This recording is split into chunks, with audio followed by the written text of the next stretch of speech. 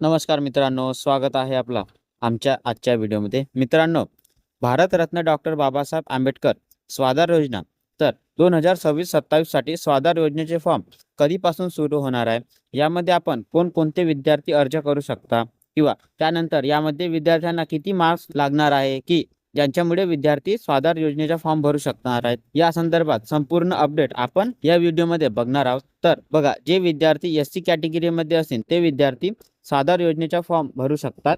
तर SC कॅटेगरीमध्ये A to Z विद्यार्थी म्हटलेला आहे. आपण जे विद्यार्थी 10वी नंतर 11वीला प्रवेश घेत आहेत किंवा 12वी नंतर कोणत्या प्रोफेशनल कोर्सला म्हणजे इंजिनिअरिंग, फार्मसी, मेडिकल, डिप्लोमा किंवा डिप्लोमा इंजिनिअरिंग या प्रकारचा कोर्स करत आहेत किंवा आपण कोणत्या ITIला सुद्धा प्रवेश घेत असाल, तर मग नॉन प्रोफेशनल कोर्स असो किंवा प्रोफेशनल कोर्स असो, BA, BCom, BSc, MA, MSc, MCom या प्रकारचे जेवढेही कोर्स आहेत, मग ते ग्रॅज्युएशन असो किंवा पोस्ट ग्रॅज्युएशन असो, त्यांना भारतरत्न डॉक्टर बाबासाहेब आंबेडकर स्वाधार योजनेअंतर्गत 51,000 रुपये ते थेट 1,00,000 रुपयापर्यंत तुमच्या बँक अकाउंटमध्ये जमा केली जाते. तर फॉर्म कधी सुरू होणार आहे ते बघू. शक्यता 10वीचा निकाल लागलेला आहे आणि 12वीचा पण निकाल लागलेला आहे आणि 11वीला पण ॲडमिशन प्रोसेस चालू आहे आणि 12वीचा निकाल सुद्धा लागलेला आहे आणि 12वी नंतरची जेवढी ॲडमिशन प्रोसेस आहे ते पण चालू झालेली आहे. तर मित्रांनो, स्वाधार ही योजना महाराष्ट्र शासनाच्या सामाजिक न्याय व विशेष सहाय्यक विभागाअंतर्गत चालवली जाते.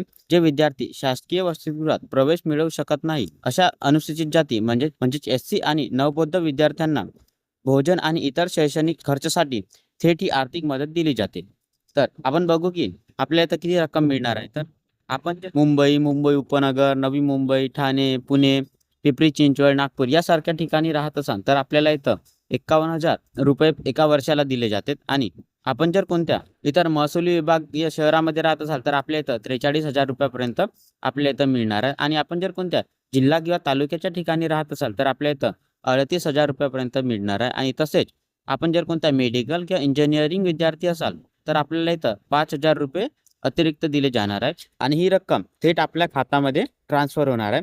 तर याच्यासाठी बघू आपण कोण कोण अर्ज करू शकतात. तर याच्यासाठी आपण अनुसूचित जाती म्हणजेच SC कॅन्डिडेट किंवा आपण नवबौद्ध प्रवर्गातील असणे आवश्यक आहे आणि आपला उत्पन्न हा 2.5 लाखापेक्षा कमी असावा आणि आपल्याला मागील वर्षाला आपल्याला इथं 60% गुण असणे आवश्यक आहे आणि आपण जर कोणत्या अपंगत्वामध्ये येत असाल तर आपल्याला इथं 50% गुण असणे आवश्यक आहे आणि विद्यार्थी ज्या ठिकाणी प्रवेश घेत आहेत ते शहर त्याच्या मूळ गावापासून 5 किलोमीटर दूर असावा. म्हणजे आपण आपल्याच गावामध्ये किंवा आपल्या 5 किलोमीटरच्या अंदर असलेल्या स्कूल कॉलेजमध्ये जर आपण ॲडमिशन केले असेल तर आपण याच्यासाठी इलिजिबल राहणार नाही. आपण हा फॉर्म फिलअप करू नाही शकणार. तर याच्यासाठी आपल्याला कोणकोणते डॉक्युमेंट्स लागले ते बघू. त्याच्यासाठी आपल्याला तर आपला आधार कार्ड, आपला जातीचा दाखला, आपला उत्पन्नाचा दाखला, आपल्या मागील वर्षाची मार्कशीट, सोबतच आपला बँक पासबुक आणि आपण जिथं आपली ॲडमिशन केली असेल त्याची ॲडमिशन रिसिप्ट आणि आपण आपल्याला इथं रहिवासी पुरावा आणि भाडेकरारनामा म्हणजेच